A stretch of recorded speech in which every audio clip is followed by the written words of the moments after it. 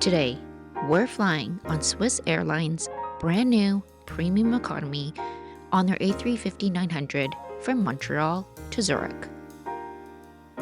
But this Premium Economy cabin is a little bit unconventional, so we'll see how it feels on this flight, along with the food, the service, and the overall experience.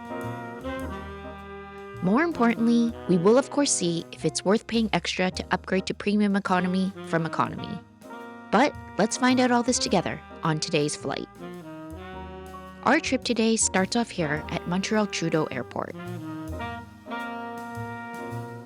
First, let's talk about check-in.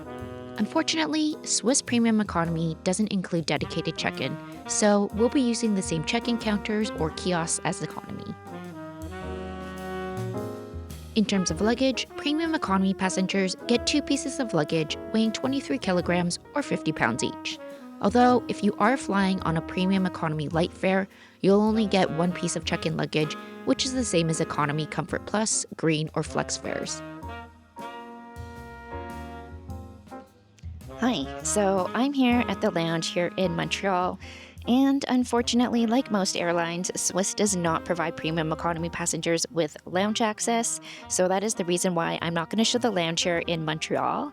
But what I do want to mention is that if you are flying from Zurich, you can actually purchase access passes for SWISS business lounges as well as their arrival lounge, and that as a Premium Economy passenger, you can get a little bit of a discount on those access passes. So normally the SWISS business lounges in Zurich cost 49 Swiss francs, but as a Premium Economy passenger, you can get it for 39 Swiss francs, so 10 off.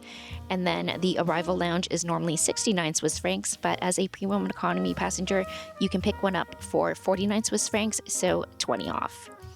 I will also have an upcoming video on SWISS Sense's business class, where I will be covering those lounges as part of the video, so you can see what the lounges in Zurich look like. I will link that video in the description box down below when it is ready, and you can check it out to see if the lounges are something that you're interested in, if you wanted to get one of those access passes. But in the meantime, let's get to boarding because I am super excited to check out this new SWISS Sense's Premium Economy on their A350. Today, we'll be boarding out of gate 61. And here's just a quick little look at our A350 waiting for us at the gate. As a Premium Economy passenger, you do get priority boarding. We'll board in Group 3 after first class and business class passengers, whereas Economy class will board in Groups 4 through 6. Okay, now let's board this bird so we can talk about this slightly unconventional Premium Economy cabin. Bienvenue, madame. Hello. Welcome aboard. You're on 25A. Thank you. Our Premium Economy cabin today has 38 seats arranged in a 2-3-2 configuration. Now I'm sitting in seat 25A, which is next to the window on what would normally be the last row of Premium Economy. But what's slightly unconventional about this particular cabin is that there are actually 2 rows of economy seats behind the last row of Premium Economy. Although the first row of these preferred economy seats seem to be blocked off for this particular flight. There is no bulkhead or curtains that separate Premium Economy from these 2 rows of economy. Although you can see here that they do have these smaller dividers that hang from the ceiling, and then behind the wall is the remainder of the economy seats. These 2 row of economy seats that are in the same cabin as Premium Economy are considered as preferred economy seats and come at an additional cost of $74.40 Canadian.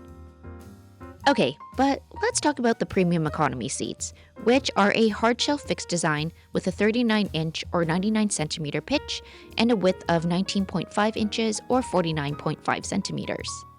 By the way, the preferred economy seats have the same pitch and width as the standard economy seats, they just benefit from quicker disembarkation due to being closer to the front of the plane. Premium Economy seats also have this privacy divider in between the headrests in case you want to avoid awkward eye contact with your neighbor. There's also a double wide armrest in between the seats because again, we don't want to have to interact with the neighbor if we don't have to. Underneath the center armrest, you'll find wireless charging, and tucked in the back, there's also a USB-A port. Up in front, close to the floor, each person gets their own AC outlet as well as a 60-watt USB-C charge port. You'll also get a calf rest which pops up, which is something that isn't available in the economy seats. As for the tray table, it pops down from the seat right in front of you. First as a half size, and then you can fold it out for a larger size. In terms of legroom space, this is what it looks like, and underneath the seat in front of us, this is how much space you'll get to store your personal items or to stretch your legs. Okay, so now let's talk about one of the biggest differences between economy and premium economy, which is the recline. As I mentioned earlier, premium economy has a fixed hard shell design, so the seats don't recline, which is nice because obviously that means other people can't recline onto you. Basically, the cushions slide down like you see here, and it's the equivalent of around 7 inches or 17.8 centimeters. And here's just what the seats sliding down look like from the top as well. In economy, the seats have a traditional recline where the seat actually reclines, and it's around 5 inches or 12.7 centimeters. Before takeoff, we're offered a welcome drink, which was this non-alcoholic elderberry drink. It's light, slightly tart, but refreshing. And I seem to have lucked out once again because there is nobody sitting next to me on this flight. Once we're in the air, the crew gets started on service. But first, let's take a look at the menus. Here's what the menu looks like for the main meal, which is dinner, as well as the pre-arrival meal, which is breakfast. And then just on the back here is the beverage menu, which includes both alcoholic and non-alcoholic options. The main meal arrives and I've chosen the seared beef tenderloin with a balsamic demi-glace. But first, let's talk about presentation. Everything is served on one tray and the food is served on ceramic plates like you see here. In economy, you'll get disposable food containers. You'll also get metal cutlery in premium economy wrapped in a napkin, and although economy also gets metal cutlery, it comes in a paper envelope instead.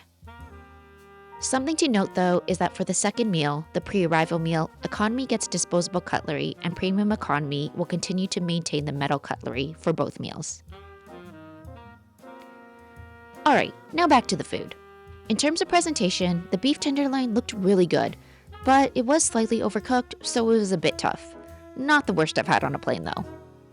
There was a side of potato gratin, and these potatoes were very buttery and fluffy. We also got exactly 3 spears of asparagus that were overcooked, but they had good flavor at least. There was also a green salad with sun-dried tomatoes and feta, and this came with an olive oil balsamic dressing. There was also 2 dinner rolls, a fruit and cheese plate, and finally, for dessert, there was this mango cranberry cheesecake. This was pretty good, just the right amount of creaminess and balance between the tart cranberry and the sweetness of the mango. Okay, now that dinner's done, let's take a look at the amenity kit. There are actually 3 styles of amenity kit available: a plastic pouch, a metal tin, and a fabric pouch, which you can see here. Each of these options comes in 2 different colors. Luckily, I got the one in the tin. I think it looks much nicer than the plastic bag or the fabric one personally. Inside the amenity kit, there was a pair of earplugs, a pair of red socks, and a dental kit. You'll also get a small bottle of water, but no slippers or anything like that. Okay, it's now time for the lavatory tour. Unfortunately, there are no dedicated lavatories for premium economy passengers, and the closest ones are the 4 that are located at the front of the economy cabin. In terms of amenities, you'll find some soaps, face spray, and lotion from brand Soda and SWISS Airlines' signature Alpine Valley scent, as well as some surface cleaner. And while the faucet is automatic, the garbage bin lid unfortunately is not, so you will have to push it open with your hands.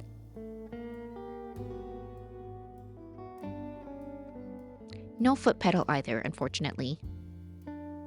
There is a full-length mirror though, although I think I'd rather have an automatic garbage bin. Alright, let's head back to our seats now so we can check out the entertainment, the pre-arrival meal, as well as talk about cost. Let's check out the headphones first, which are tucked away on the headphone holders in between the seats. This is what the headphones look like. They are noise cancelling, and I found them to be pretty good. They also had quite a bit of cushioning, so they were comfortable to wear.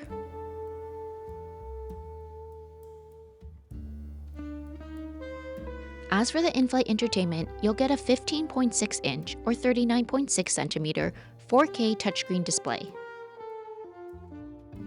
There is Bluetooth capability, so you can connect your own headphones or use your device as a remote if you'd like as well. As for entertainment, there were over 200 movies, 250 TV shows, and roughly over 100 or so music playlists, audiobooks, and podcasts available.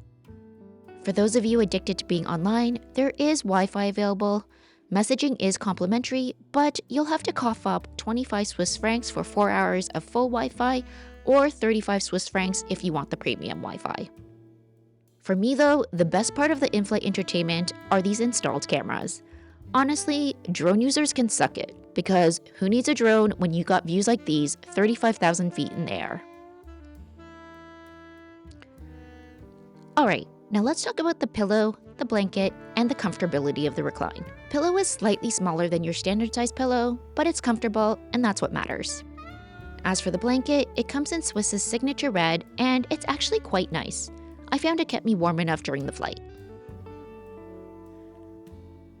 Now, let's talk about the comfortability of the Recline. When the seat is fully reclined, or rather when the cushions are completely down and forward, and the calf rest is up, I found it to be decent but not great. It's pretty much on par with most premium economy seats in terms of recline, where you're kind of comfortable, but something still feels a little bit off.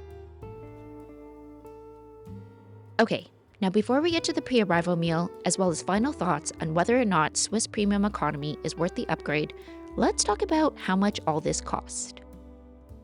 Okay, so as always, let's talk about cost. But before we talk about the cost, I always have to put in my little disclaimer that the prices I'm about to show you are just for this specific flight on this specific day. If you are looking at prices, the prices that you might see might be higher or lower than the prices I'm about to show you, just because that is the dynamic nature of pricing when it comes to flights. All right, so now that my little disclaimer is out of the way, let's talk about cost. The prices I am about to show you are round trip in Canadian dollars between Montreal and Zurich. So the cost of premium economy was around $3,900 Canadian, economy was $2,041 Canadian, and for reference, business class was $12,166 Canadian. And I couldn't fit it on the screen, but first class was around $17,000 Canadian. Let me know what you think about those prices. It's now time for the pre-arrival meal, and there was only one option available. It was a continental-style breakfast with croissant, a bread roll, a bowl of fruit, peach-flavored yogurt, and some butter and strawberry jam. Alright, as we start to land now in beautiful Zurich, let's talk about SWISS Airlines Premium Economy and whether or not it's worth the cost to upgrade. While I do think their new premium economy cabin looks great and is modern, given the lack of dedicated lavatories, no lounge access, and overall soft product just being marginally better compared to economy, I think that double the cost is a bit much for what they're offering. If the price had maybe been around 30% more, it might be more worth it for me personally. Otherwise, I'd probably just book those preferred economy seats for an extra $75 Canadian, as I personally prefer a more intimate cabin. But let me know what you think about Swiss's new premium economy. And if you've enjoyed the video, please do like and subscribe so that we can fly together again soon.